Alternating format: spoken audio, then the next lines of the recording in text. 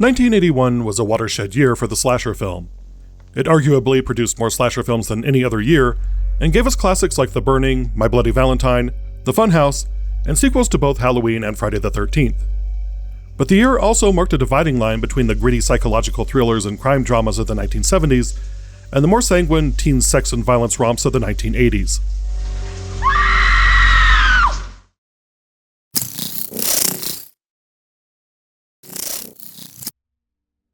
While I think we can all agree that crime thrillers and slasher movies are two distinct genres, there were times during the handoff from one genre to the other where the lines got blurred. Psycho 2, Dressed to Kill, 10 to Midnight, and When a Stranger Calls never fit neatly into the crime thriller genre nor the slasher genre, even though all of those films have characteristics of both. Do you want to know how much we really understand of the human mind? Don't you talk to me. Don't you touch me. Stay away. In some cases, such as Ken Wiederhorn's Eyes of a Stranger, the tropes and techniques of the commercially popular slasher genre were retrografted onto the more grounded plot of a classic thriller, while the film was still in pre-production. The result is a genre hybrid that sutures both genres together and calls attention to their tropes.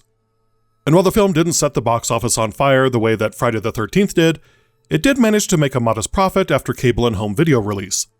More importantly though, because the film keeps one foot firmly planted in each genre, it becomes the perfect case study in the differences between the two genres and shot selection, point of view, and how audiences ultimately consume the narrative.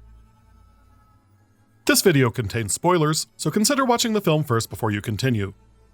And if you like what you see, click the like button, share the video, subscribe to the channel, and make sure to click the little bell to be notified for new videos. Eyes of a Stranger simultaneously feels like a stereotypical urban slasher film, and like someone forgot they were making a stereotypical urban slasher film. At times, the film feels like it's a tribute to Hitchcock. Hello? Did you get my note? Who are you? I know what you're doing. And I know it's you, Mr. Herbert. Who is this? At others, it feels like Tom Savini's test reel. It should be noted that this, along with The Burning, is one of the projects that Savini decided to work on in lieu of returning for Friday the 13th Part 2.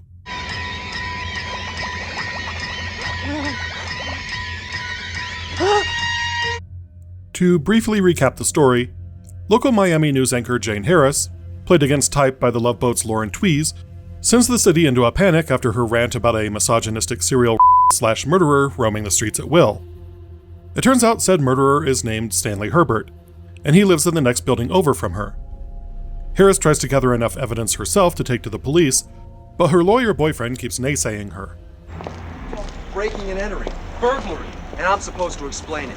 Me, a criminal lawyer, explain this to the police. Finally, in a fit of desperation, Jane prods Herbert, hoping he'll make a mistake. Instead, though, she leads him right to her doorstep, where her blind sister Tracy, played by a very young Jennifer Jason Leigh, is a seemingly helpless victim. The ending takes a page out of the Rear Window playbook instead of a slasher series, so everyone lives happily ever after. What makes Eyes of a Stranger unique in the genre is that the film began pre-production as a conventional, even tasteful suspense drama similar to Blowout or Someone's Watching Me. But the producers saw the money stacking up behind Halloween and Friday the 13th, so they brought in Friday the 13th Part 2 scribe Ron Kurz to slasher it up a bit. Hello? Is that you, Debbie? The result is exactly what you would expect, with a plucky Nancy Drewish detective picture suddenly descending into slasher depravity and seesawing back and forth from there. But what was it that Kurtz added that pushed this into slasher territory? Like former Supreme Court Justice Potter Stewart's view on pornography, I think most people look at a slasher film and say, I'll know it when I see it. But thankfully, cinema scholar Vera Dika laid out some criteria for genre films that I'd be hard-pressed to argue with.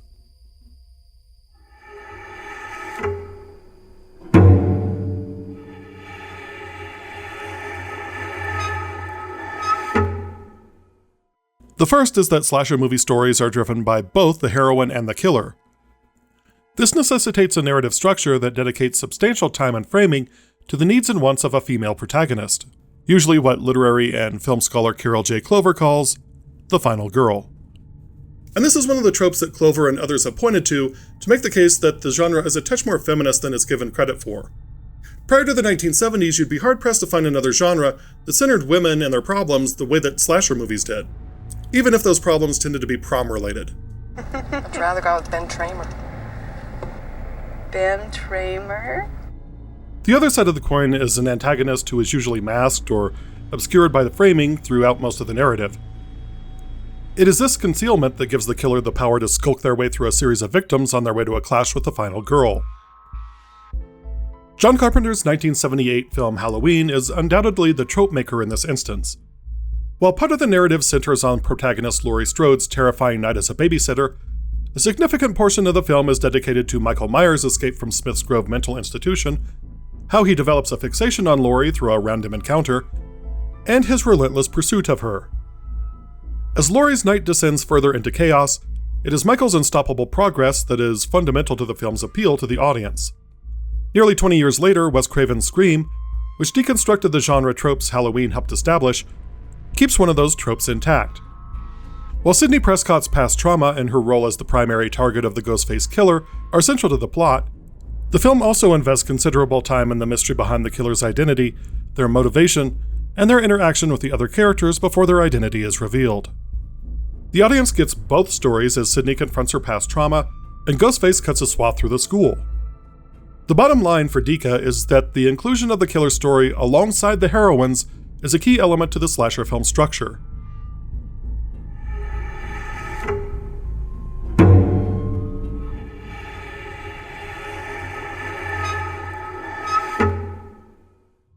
The second characteristic of Dika's slasher rubric is that the killer is depersonalized and their consciousness is hidden throughout.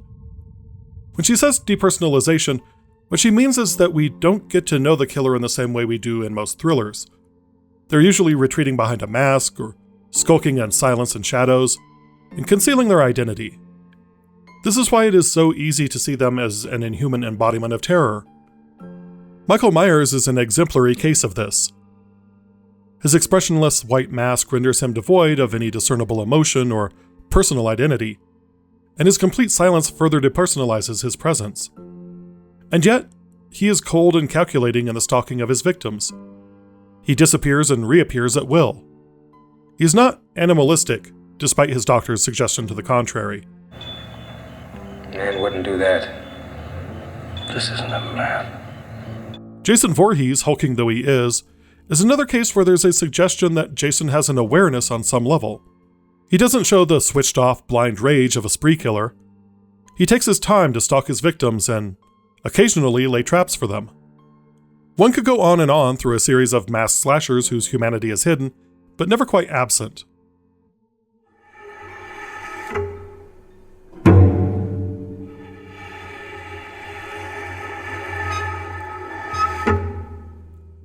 Dika's third feature focuses on the vulnerability of the victims at play, usually stemming from a lack of vision or a tendency to allow themselves to be seen. In Eyes of a Stranger, Jennifer Jason Leigh's character Tracy is literally blind, making her the perfect example of victimhood. But the heroine's blindness can be a consequence of other aspects of their character, like a lack of foresight, or poor judgment, or just a literal unawareness of the killer's presence. From a formal standpoint, this disparity in knowledge between the viewer and the characters is a fundamental technique used in horror films, particularly slasher movies, to generate suspense and anxiety. What scholars stretching back to Aristotle would call dramatic irony.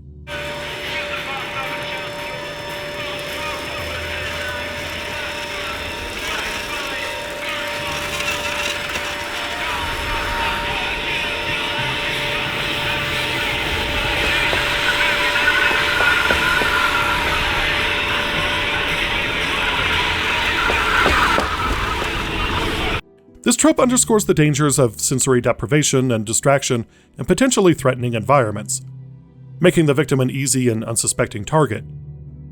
Poor decision-making is another common cause of vulnerability, exemplified by the recurring trope of characters deciding to split up in a dangerous location to search for something or someone. This act of separation isolates individuals and makes them significantly more susceptible to the killer's attacks, playing on the basic principle that there is safety in numbers. This isn't right, we should split up. Yeah, good idea. Really? But also, victims engaging in activities such as sexual encounters, drug use, or loud partying were often portrayed as being distracted and less vigilant, rendering them easy prey for the killer. For Dika, the final girl is the character who is just outgrouper enough not to get sucked into the teenage drama that blinds the rest of the characters. Sometimes it's because she's not invited, other times it's her trauma that isolates her from the group.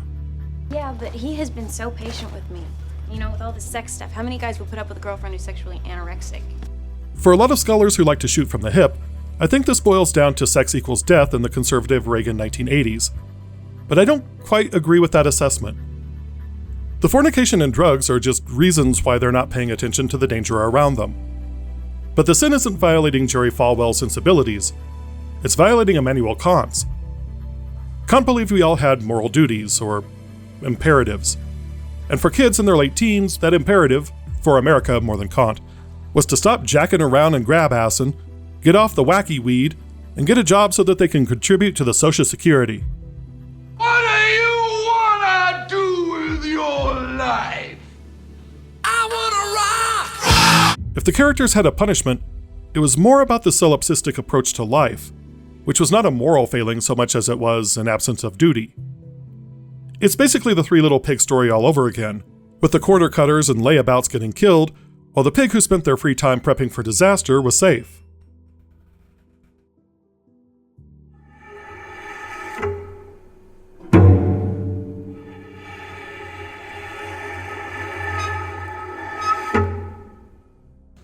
The other side of the objectification coin is the frequent use of point-of-view shots that fragment the visual field. Usually this point of view is intercut with a more omniscient or conventional shot that disorients the viewer. For some, it's an uncomfortable alignment with the killer, but I think the larger part of the draw is the functional aspect. It allows us to witness what the victims are doing, tells us that the killer is nearby, but also obscures their identity. If there is a more affective reason for it, I think it's because it's like Hitchcock on steroids. There is a lure to scopophilia, the love of looking, that both compels us and repulses us. We revel in the fact that we're seeing things we're not supposed to, while simultaneously being revolted by the ethics of it. That's why Chris Nash's In a Violent Nature is such a deconstruction of the genre. It gives us the mundane perspective of the killer the entire time. I covered that film in a previous video on the channel, and YouTuber In Praise of Shadows has a more critical look at how that technique sucks the empathy out of the narrative. You can check that out on In Praise of Shadows' Patreon. Dika's framework provided a solid base from which to analyze slashers on a structural and academic level, rather than try to wedge it into the realm of traditional dramatic studies. Like all frameworks, though, it can't always account for creative variations on the genre, and that's where Eyes of a Stranger comes in. On the commentary track for Eyes of a Stranger's Scream Factory Blu-ray, scholar Amanda Reyes notes that 1981 is the most celebrated year in slasher movie history, but it's also the tail end of the first wave. That's how the capitalist mode of film production goes, though. Something is groundbreaking and makes a lot of money. Everyone wants in on a highly profitable cultural wave, so we get overproduction, and eventually people get tired of it.